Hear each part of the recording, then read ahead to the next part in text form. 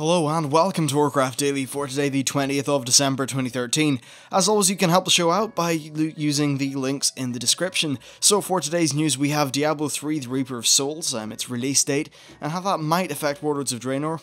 Then a whole bunch of Twitter talk from Ghostcrawler, which is pretty interesting. Even after his job, he's still doing a decent little bit of sort of chatting and that kind of thing over Twitter. And then finally we'll round off with a little bit of interesting stuff from MMO Champion, where they took a look at achievement points across a whole bunch of different characters, and yeah, it's really just kind of some nice statistics for us. So, Diablo 3 The Reaper of Souls. Well, it is coming out on March the 25th, 2014.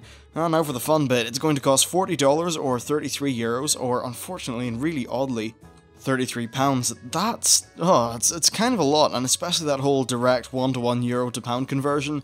It's a bit ridiculous, honestly. Then for the digital deluxe version, it's going to be $60, €50, or £50. I think there's definitely been a lot of talk about how much this costs, and yeah, I'll talk about that in a minute. But the deluxe version comes with a spectral mount minion and some aesthetic artifacts in Diablo, the treasure goblin pet in World of Warcraft, and then finally some crusader portraits and decals for StarCraft 2. Personally, I think that, especially when you consider how much content we're getting, this is perhaps a tad expensive. Act 5 is supposed to last around as long as Act 2 did, and Act 2 was the longest, but it really didn't take you more than a few hours to defeat. I mean, you could probably blaze through it in 3, honestly, and given how fast some people can level up, maybe even faster by, well, creative use of game mechanics. So in addition to this, we also do get some new features like adventure modes, the new loot system, and some various different changes like that. But still, like, those changes, they only really matter to the real top-end players. For the people who just want to jump in and enjoy the story of the expansion, or just, you know, play it basically in a non-hardcore way, I think this price point is just going to put off a lot of people. It's very hard to tell someone, you know, you're going to pay $60 for probably an under 10 hour experience for a lot of people, because they're just going to play through the act, and then, well, what are they going to do? I mean, unless they really are into the whole stepping up the, whatever the equivalent of monster power will be, unless they're into really playing it hardcore and that sort of thing, there's not a lot for them to do. So I definitely think this is perhaps too expensive. I'd say if it was about 20 to 30% cheaper than that, then it would be a more palatable option, I guess. Also, an interesting thing is that with it costing nearly the price of a full game, I know at least in pounds, like £33 is what you expect to pay for a brand new PC game. So obviously, for me, if this is £33, I mean, I'm going to pick it up day one because of the whole YouTube channel thing, but otherwise I wouldn't. But the thing is, though, with it coming out of that price point, it's a wonder they didn't just tack on an annual pass, like they did. Honestly, I still think they should have a Blizzard subscription where you can just pay X amount a month, maybe it's a tiny bit more expensive, and you get access to every single Blizzard game, and then maybe some sort of perk for it. I think that would just, like, imagine how, like, invested that would keep people in the entire franchise. Not the entire franchise, like, just the entire company's portfolio. So, yeah, anyway, a bit of an interesting idea. Will that ever happen? I just really don't think so. Still, let me know what you think about the pricing for this. Honestly, I think it is just a little bit too much. Now, another side to take on this is the Warlords of Draenor release date. Because, well, Warlords of Draenor is something we definitely want to be coming, like, soon. I think, as I said, well, as I will say in today's Q&A, I actually pre-recorded about 20 minutes ago, Warlords of Draenor has got to come out kinda quickish, because Siege of Orgrimmar is not going to last people for 9 months, neither is the Timeless Isle, and if this expansion was to come out in, say, June, July, that would be 9 months since patch 5.4, and that is with there being no foreseeable content patches between now and then. Okay, we'll get, say, the World Event patch, but that's really about it, and I'm just not sure if that's enough. So how does this affect it? Well, this is coming out on the 25th of March.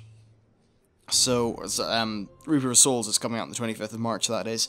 Now, that either means that, well, obviously it means that Warlords has to be before or after it, but it really needs to be maybe a month or two before and after for it to make business sense, because if Blizzard are sticking out 2 games at the same time, really they come into the problem where people only have so much time and so much money. It's hard to ask someone to spend maybe $100 in one go if the 2 games are coming out in, say, the same month. and it's also hard to ask people to split their time because a lot of the hardcore Diablo people may not have time for WoW. That said, I would be interested to see just how much time Diablo would take away from WoW for people, so I'd say it needs to be at least a month between them, and it will likely be about 2 months, I'd say, in between when the games go for sale. So that bumps us up from the 25th of March to the 25th of May, which I think sounds like quite a reasonable release date for Warlords of Draenor. Now, there is a book coming out. I think it's either in late or early June, I'm not particularly sure, and a lot of people have theorized that Warlords will come out after that. But you do have to remember that the main thing is the game, not the book, so I don't really think the book has a massive bearing on the expansion's release. I'd say that if work is going solidly well in Warlords, it could be coming out maybe 2 months after Reaper of Souls, so at least we will still get some new content on the Blizzard front. The problem is, do you really want to be paying $40, I actually misquoted back there, $40 for the expansion, and then another wad of money for the Warcraft one in really a very short amount of time between the two? Overall, kind of interesting talk. Anyway, next let's go to Ghostcrawler. So despite not being in the company, he's still putting out quite a few interesting tweets. I'd imagine he's probably passed by some stuff at Blizzard and, ran things through them just to make sure he can still talk about this kind of thing, and it's pretty nice that he has the freedom to. So in response to people asking about what happens with the racial passives now that hidden expertise are going, he said that they're being replaced with more class-agnostic passive ones. I think this is definitely the right way to go, and it was definitely an issue where some races would very much affect what class, and I get that there's a kind of cool lore and role-playing sort of element to that, but honestly I think that people should be able to have the freedom to pick their favourite race and then their favourite class, and not really have to worry about the 1% hit or the 1% crit. So yeah, I think that's definitely a good thing. And racials are funny, really, because they're not massive balance issues, but they are still in some regards slightly unbalanced, I guess. I know some of the, I think orcs and trolls have got slight DPS increases, especially on beast bosses if you're a troll, and that's been a little bit of a point of contention within the raiding community. But, yeah, that said, on the other side, are you going to go and make it too agnostic to every class and just too streamlined, I guess, and then have it so that they're not interesting? It's definitely a very hard sort of line to walk. When talking about the acquisition of tier tokens, he said that they really did talk a lot about it, but they didn't have anything to announce at the time that he left. He's also said the class bonuses that felt so strong that they couldn't be broken was a problem. And I think that's interesting. Often, yeah, you don't want to break your class bonus. I do, however, think that there is a good way to get around that. I think they should really just be focusing on making the... Well, it's hard. Do you make the two-piece bonus be the really strong one, and then make it so there's less of a decision about breaking it, or do you make it be the four-piece bonus is the more powerful one, therefore it's a better goal to work towards? It's an interesting decision between the two for sure. And on one hand, you do have much greater flexibility, and that does seem to be a theme the Blizzard are having, but on the other hand, does it kind of take away from that final sense of accomplishment when you complete your tier? I think it might, and it's definitely a very hard thing to balance. I'm not really too sure how this problem that he's talking about could be fixed. It is definitely weird though when you move into a new patch, and you don't always know if you should actually be upgrading or swapping out and breaking your bonus. I think that ideally the best way to get around this problem is just by having the power delta between tiers being large enough so that there isn't much of a choice there, and it's just yeah, new gear, I equip it. But does that take away decisions, and also does that make the item level creep between tiers too big? Very hard to know. Things like this are just very hard to balance. I think really the best way they can do it is having baby steps in either direction, so that nothing is so drastic that it causes a major issue with the game. Next, in regards to the topic of the actual speed of gear acquisition, he said that it's a really, really hard balancing act, and that often if gear is too easy to acquire, people will just end up asking for new bosses every 3 months. Because what will happen is, people just blaze through the raid tiers faster than Blizzard can make them. And even though WoW is going to be having more frequent patches and expansions, I still think this is a thing that needs to be regulated. So that's why you have things like random drop chances and things that are deterministic to the point where you, say, can't get more than one piece of gear via Valor points every 2 weeks or 1 week or whatever.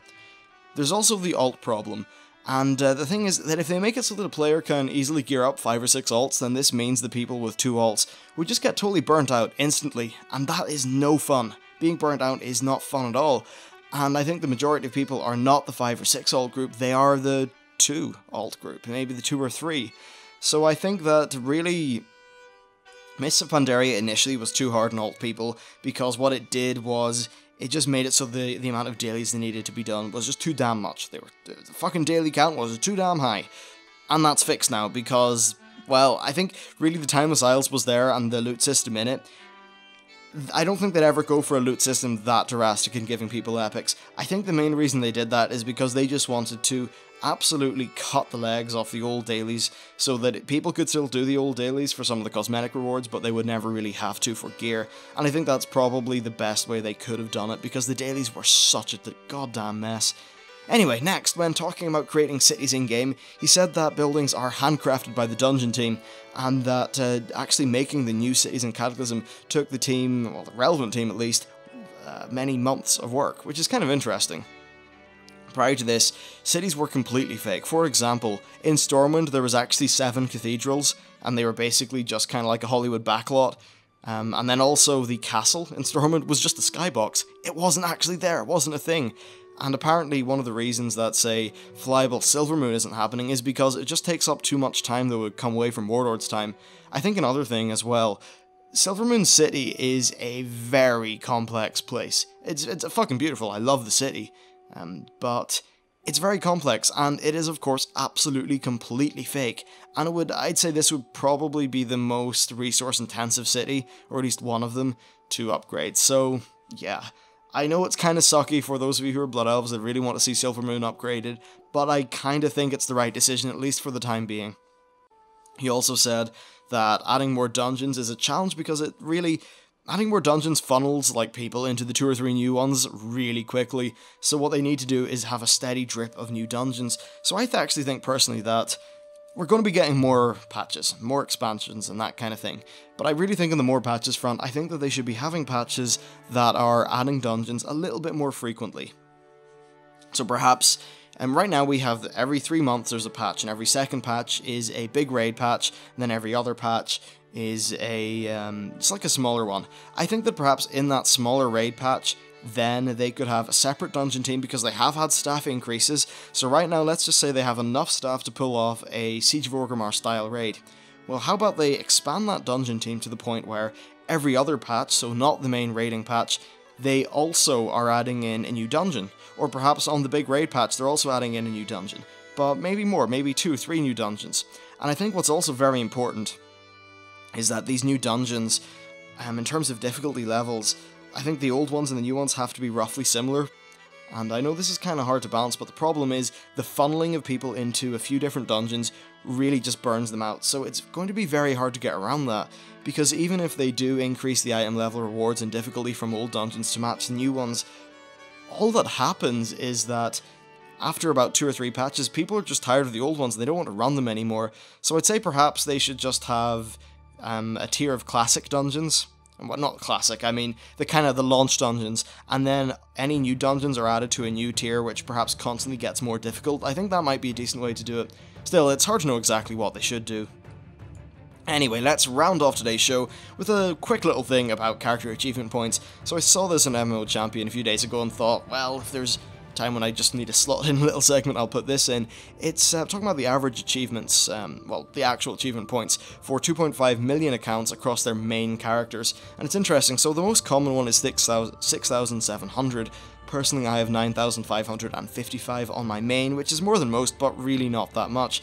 So the question is, how much do you have in your main? It would be interesting to know. I will probably end up doing some sort of achievement hunting series, so I'll probably increase it there. Anyway, that's been it for today's Warcraft Daily. If you have any just comments, responses, anything, stick them in the description. If you want to help out the show, you can use the links that are in the description. Thank you very much for watching, and I'll see you next time.